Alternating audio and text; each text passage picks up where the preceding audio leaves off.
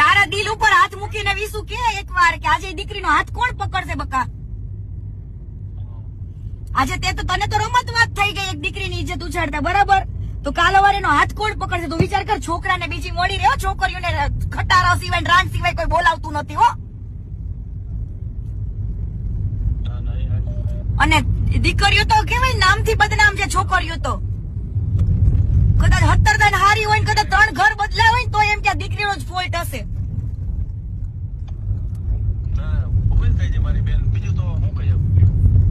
તું તને દિલથી એવું નથી થતું કે દીકરીને વાર માફી માંગી લેવી જોઈએ એવું? બેન જો હું તમને આપણે હે ને તમે કયો ને એ જગ્યાએ તમે હું મળવા આવું અથવા તમે આ ગૌતમભાઈ કે તો અહીંયા આવું, હું તમને રૂબરૂ એ ઉભી છે હું એની માફી માંગી લઈશ. બેન એવું નથી કેતી, સોશિયલ મીડિયામાં તે ચકાયું તું, તને નડવા આવી ક્યાંય?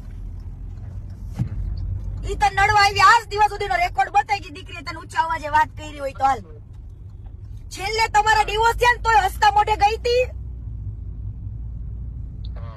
તો પછી ન્યા સુધી તારી એની વેદના ભૂલાય નહીં બકા.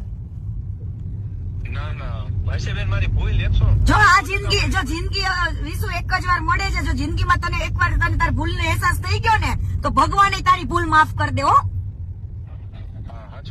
હા, એટલે એ વસ્તુ યાદ રાખવાની કે આપણે કદાચ ભૂલ કરી હોય ને તો એ ભૂલને એક્સેપ્ટ કરી લેવાનું. કઈ ભૂલ એક્સેપ્ટ કરવાથી કોઈ માણસ નાનો નથી થઈ જતો. તો આ તું એક્સેપ્ટ કરી તો દીકરીને એના ઉપર જે કલંક લાગ્યા છે ને કલંક દૂર થઈ જાય. કાલ સવારે એને બીજું ઘર વસાવવું હોય તો વસાવે, અત્યારે એને હાથ કોઈ જાળવા વાળું નથી વિસુ.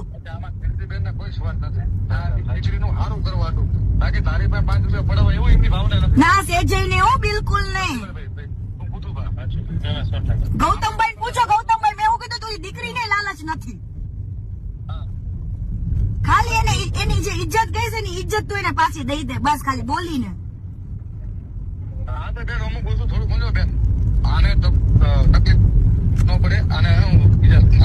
તકલીફ જો ગૌતમભાઈ, એને જયારે ઈ બોલતો હતો ત્યારે દીકરીને તકલીફ નથી પડી.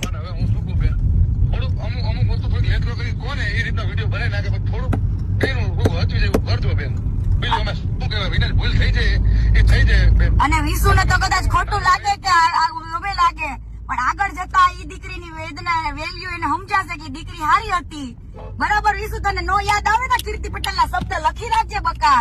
તે તો હજુ કાજલ ને 2